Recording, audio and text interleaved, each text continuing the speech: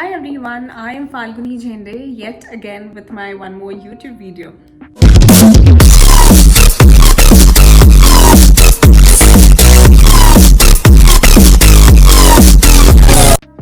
So yes, today's topic is very simple.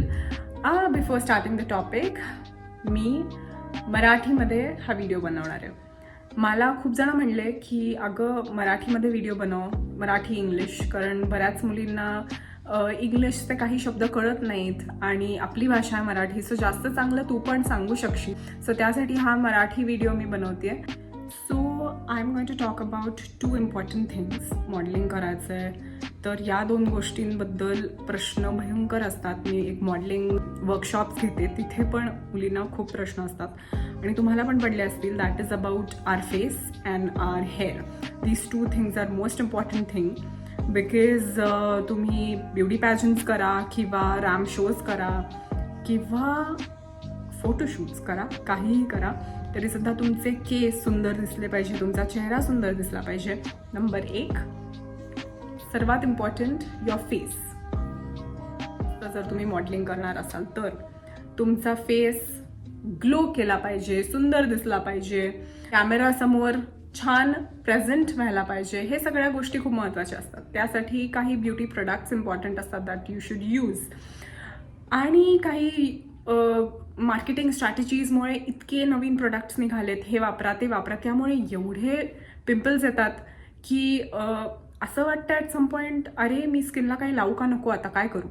That is why I thought of giving you a small gist of things. So first as I said your face. फेससाठी the most important thing is sunscreen, moisturizer, cleanser, toner. या सगळ्या basic गोष्टी तुम्ही ऐकल्या असाल. तर काय होतं, मॉडेलिंग करत असाल किंवा करायचं असेल तर सुरुवातीला तुमचा एक फोटोशूट होतो. फोटोशूटमध्ये भरपूर मेकअप लावतात आणि तो परत काढताना आपल्याला अशी नाकीनव येते की अरे आता हे सगळं म्हणजे फोटोशूट झालं, आता हा मेकअप काढायचा आहे. कधी कधी मेकअप आर्टिस्ट निघूनही जातात.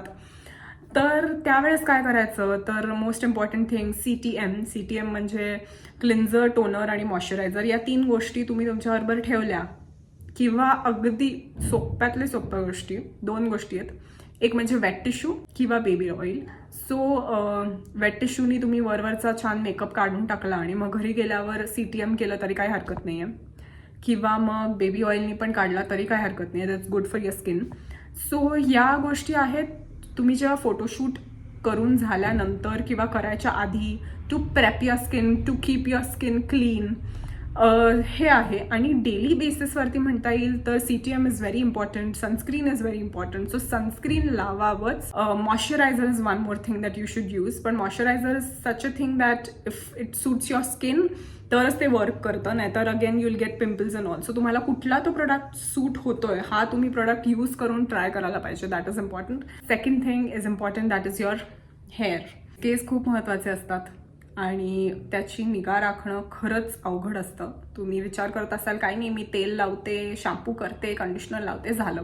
नाही, आजकालच्या सगळ्या शॅम्पूजमध्ये खूप केमिकल्स असतात, काय गोष्टी ॲडेड असतात आणि त्यांनी आपले डॅमेज होतात. त्यासाठी you have to keep this in your mind that use a hair mask.